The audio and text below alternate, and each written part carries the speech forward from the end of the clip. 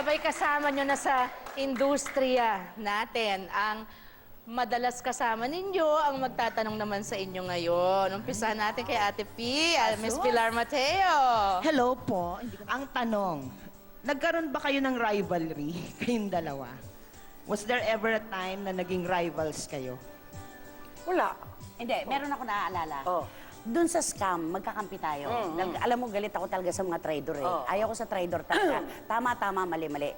Pero nung kay Piolo Pascual, naalala mo, dinimanda siya ng libelo ni Piolo Pascual at saka ni Sam Mildy. Nagkataon naman, doon sa oras na ibinigay ni Manay, doon sa column niya, yun naman yung panahon na nakita ko sa labi ng ABS-CBN si Piolo. Nothing against Manay Lolit. Basta sinabi ko lang na nung araw na yon at nung oras na yon, nagkita kami ni Piolo. Yun lang. Yun lang. Pero Pero yung hindi ako, rivalry. hindi galit, hindi. Never kami nagkaroon. Hindi kayo nakipagsagutan nun. Wala. Wala. Ako talaga ever since, parang natutuwa Trabaho lang. ako. Natutuwa akong pagka lahat kami meron. Parang ganon, wala yung ranking. Di ba? Basta nakapagsulat ka na, lahat nakapagsulat. Wala nang tinatanong Pamilya mo. na, Saan ba siya galing? Ano ba pinag-aralan niya? Wala.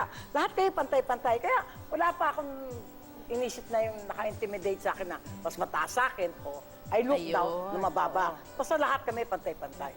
Next question. Yes, ate! Sharon, pwede ka na tanungin. Ay, naku, ako. Si Maridol kanya. Okay, te. Kasi usually sa mga mothers at sa mga wives, usually ang problema sino ang mas matimbang, ang asawa o ang anak. Sa iyong kaso, pwedeng matanong, pag binigyan ka ng dalawang conflict na ganong tipo, anong pipiliin mo? I'm so sorry, Ate Maridol. I know talaga na ini-expect dapat talaga ang sagot, asawa! Agad, di ba? Pero ako, yun ang lagi kong sinasabi kay Kiko, na mahal ko siya, pero talagang my children come first. Very honestly as I can put it. My children will always come first. Thank you. And our last question from Kuya Remy Umeres, my love. Sharon, congratulations Thank you. sa show mo. It's very interesting. Thank you. I hope hindi ka mamalat. This is every day. Thank you. No, I will try my best. And then I also would like to say that yung mga nang aatake sa'yo, well, I hope patawarin nila lang sila ng Diyos. That's Because true. you don't deserve it. Thank you. Thank you, Kuya Remy. Thank you very much. Thank you po. More power to you, Sharon. Thank you. Thank you. Christy, Lolit, meron ba daw kayong ghostwriters? Ghost writers? Ako pwede kong... Ako. Kasi nga. Kasi yung talagang later part, yung ngayon na senior citizen na ako, hindi na ako makamakinilya. Hindi na ako, lagi may tumatawag sa'yo. Yung Ate Lolit, di ba magsulat ka? Gusto mo pasulat ko kay tapos gamitin mo lang name. Very honest, Pero yung bayad naman doon, napupunta doon sa nagsulat. That's Saka yung I take full responsibility doon sa ghostwriter ko. Kaya ako na-demanda doon sa Piolo Sam Tama. Tama.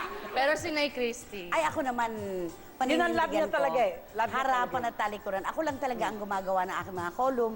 Kapag kailangan ako dito sa TV5 ng alas 7, alas 4:30, tumitik-tik na ang makinilya ko. Sabi ko nga, mamamatay ako manunulat. Itong telebisyon, bonus lang ito sa akin.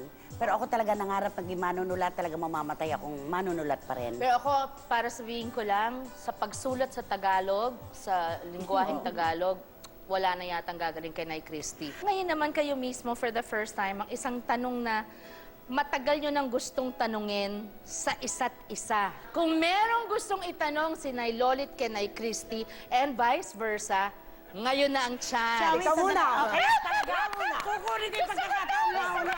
Baka ako tatanungin mo. Okay, eto. Seryoso mula sa puso. Di ba matagal ka nang walang kapareha sa buhay? Di ba si RS nandun na sa Amerika? Ang dakilang pag-ibig mo. Eto ang tanong ko, may sex ka pa ba? Hindi, alam mo? Hindi, alam mo? Ang kitang tanungan, baka yan ang itanong. Hindi. Sa experience ko talaga, parang wala na, hindi na ako na-e-area. Baka hindi na ako na-e-area.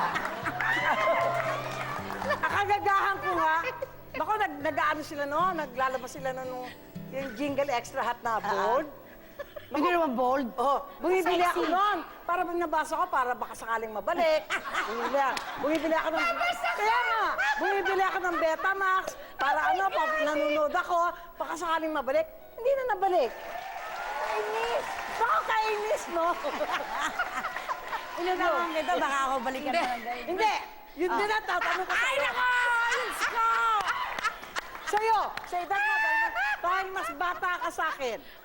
Mas nakakaisip. Oh, mas bata ka sa akin. Yun. Biglang tumahimik si Kaya nga, Christy. yun, napipil mo pa ba yun? Nang wala.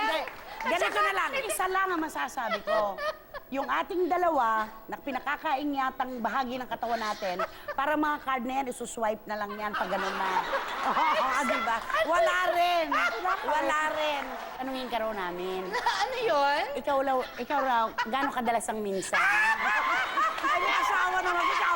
Bagets pa siya eh. Eto na Kahit lang pa ang eh, busy. masasabi ko. Since medyo personal, ano, i-generalize. Kunwari, sige. Kasi I'm a very passionate person. Tama. Oh. In everything I do. So sa akin, ganito lang. Kaya siguro, we've been married 16 years, almost 16 years, ay dahil maraming talent ang asawa ko na... Wow!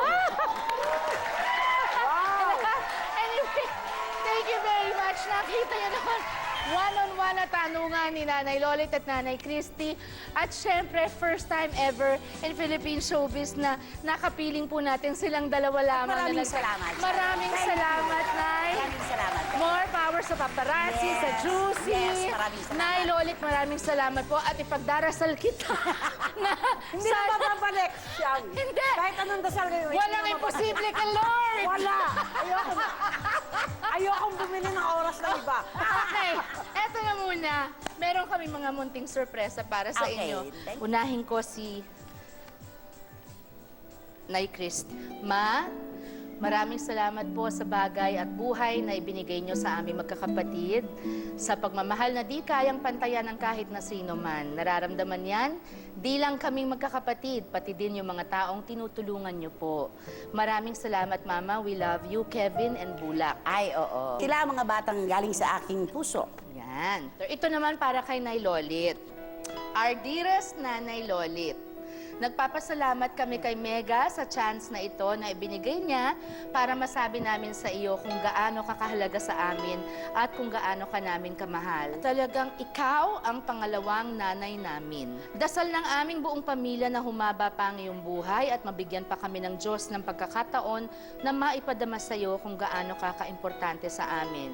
Much love, Bong, Lani, and the Revilla Ay, oo. family. Oo, tama tayo.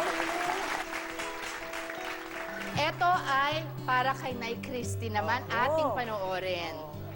Mama, maraming salamat po sa lahat. Mahal kita. I love you. Siya si Demo, ang bunso ko na special child. Siya yung bata na paggising ko sa umaga, humahalik sa akin. Magandang umaga, Christopher Min. Oh, Pag-uwi Christopher ako, Min, no? Christopher Min, pagka medyo nagagalit ako dahil alam mo naman walang control sila, wag ka na magalit sa akin, Christopher Min. Ako, talaga totoo, ganun ang tawag niya sa akin. Anong oras ka uwi, Mama? Tapos alam niya ang birthday ninyo lahat. Alam niya kung sino yung mga galit sa akin. Alam niya kung sino mga kaaway ko. Alam niya kung sino mga namatay, mga laos, ganon. Wala nagtuturo. Napaka-retentive niyang batang yan. Pag At, isang- at siyang itinuturing ko na pinakamaswerteng bata na lumabas sa sinapupunan ko. Si Demo. God bless you. Oo. God bless Si you. Demo. Kaya naman talaga. Ang nakakaloka, baka pagkanood niya nito, huwag ka magulat isang araw, magandang umaga, Lolit Solis. Nakakahirap naman diba? yun. Diyos ko, hindi pa po tayo tapos sa dalawang babaeng palaban na ito. Dahil susunod po, magtatapat ang mga reyna ng intriga. Tutok lamang po dito sa Sharon, kasama mo kapatid. Kahit maputi na Eh, hindi naman ho talaga marunong sila magsiarte. Nakikita ko, overacting ho, dinadaan lang nila sa laki ng chincing. Hindi ho ako makakonforme. May anak po akong nakabuntis po siya, 16 years old. Ang nabuntis po niya ay 15 years old. Ilang taon? Pipilitin ko po ba silang magpakasal? Ano ang gagawin nun? Magbabahay-bahayan. paghiwalayin at pag-aralin. Sharon, kasama mo